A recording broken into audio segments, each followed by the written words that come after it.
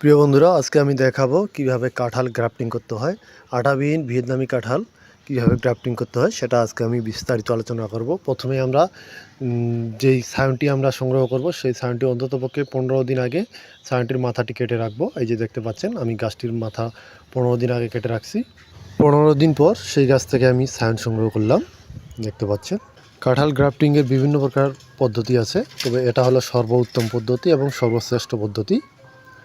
দেখতে পাচ্ছেন, তারপর আমরা সেটা হাত দিয়ে পাতাগুলো ছিঁড়ব না, সেগুলো আমরা সিকেচার দিয়ে অথবা চাকু দিয়ে পাতাগুলো কেটে দিব। ছাউনটির মাথা আগে কেটে রাখলে সেই ছাউন থেকে আঠার পরিমাণ কম বের হবে, অর্থাৎ আঠা একটু কম বের হবে। যদি অতিরিক্ত আঠা বের হয় তাহলে আপনি টিস্যু পেপার ব্যবহার করতে পারেন। অবশ্যই ফ্রেশ টিস্যু, সাদা টয়লেট টিস্যু ব্যবহার করবেন। কাটার পরে যেই আঠাটা বের হবে সেটা আপনি টিস্যু দিয়ে মুছতে পারেন। কাঁঠাল গ্রাফটিং সাধারণত শীতকালেই করা হয়। আমরা যে গাছটিতে কলম করব সেই গাছটির মাথাটি কেটে দিব। তারপর ছাউনটি আমরা সুন্দরভাবে ভি আকৃতি করে কাটবো, অর্থাৎ ক্লিপ গ্রাফটিং করব। আমরা এখানে দেখতে পাচ্ছেন ছাউনটি দুই দিকে কাটবো, ভি আকৃতি করে কাটবো। এখানে ক্লিপ গ্রাফটিং করব আমরা।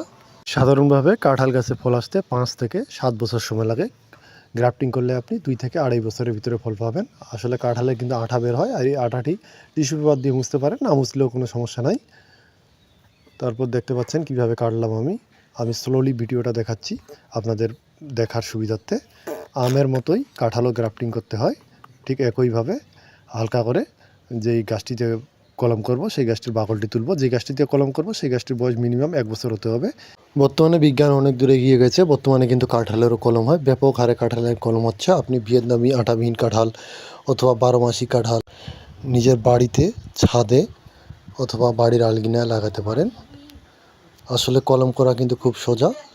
একবারে পলিথিনটা টাইট করে বেঁধে দিতে হবে, আর চোখের জায়গাগুলো কিন্তু খালি রাখতে হবে। 0.1 পলিথিন জায়গাগুলো খালি রাখবো, কারণ সেখান থেকে নতুন কুড়ি বের হবে। দেখতে পাচ্ছেন কীভাবে বেঁচিয়ে দিলাম। এভাবে রেখে দিব 30 থেকে 35 দিনের ভিতরে। সাধারণত 30 থেকে 35 দিনের ভিতরেই কাঁঠালের সেখান থেকে নতুন কুড়ি বের হয়।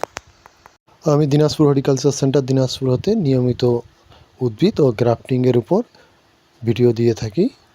তাই ভিডিওটি যদি ভালো লেগে থাকে তাহলে অবশ্যই লাইক, কমেন্ট ও শেয়ার করবেন।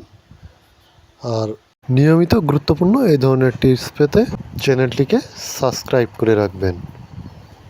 টুপি পরিয়ে দিব। টুপি পরিয়ে দিলে খুব দ্রুত তাড়াতাড়ি সেখান থেকে এই নতুন কুড়ি বের হবে, তাই আমরা টুপি পরিয়ে দিই। এইভাবে আমরা হালকা রোদ পাই এমন স্থানে রেখে দিব এবং গোড়ায় নিয়মিত পানি দিব।